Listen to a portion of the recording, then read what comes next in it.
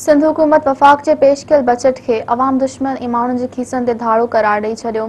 सूबाई वज़ीर सईद गनी ऐं नासिर शाह चयो आहे त बजट में कूड़ा अंग अखर ॾिसा विया। अवाम खे रिलीफ त नाहे ॾिनो वियो, पर उन्हनि जो मुआशी क़त्लेआम ज़रूरु कयो वियो आहे। महांगाई जे हिसाब सां 10% पेंशन ऐं पघारुनि में वाध मायने नथी रखे। सूबाई वज़ीर सईद गनी ऐं नासिर हुसैन शाह प्रेस कॉन्फ्रेंस दौरान चयो त वफ़ाक़ी बजट में अंग अखर कूड़ा ॾेखारिया विया। बजट अवाम जे खीसनि ते धाड़ो आहे। महांगाई जे हिसाब सां वधायल 10% पघारूं अवाम खे छा मुहैया करे सघंदियूं। इन सां हुकूमत जी कारकर्दगी जी पत वाइकी थी वई आहे। हिन जो त सिंध लाइ रखियल स्कीमनि खे हिकु कंपनी मार्फत मुकमल कयो वेंदो, छाकाणि त सिंध जे तरक़ियाती बजट में सूबे सां वेसाघाती कई वई आहे। सूबाई वज़ीरनि चयो त बजट में वापारियुनि ऐं सीड़पकारनि खे बि को रिलीफ न आहे, रुगो दावाऊं आहिनि। सनअतनि जी गैस ऐं बिजली बंदि कई पई वञे। डिघी लोड शेडिंग सां सनअती शोबा मुतासिर पिया थियनि।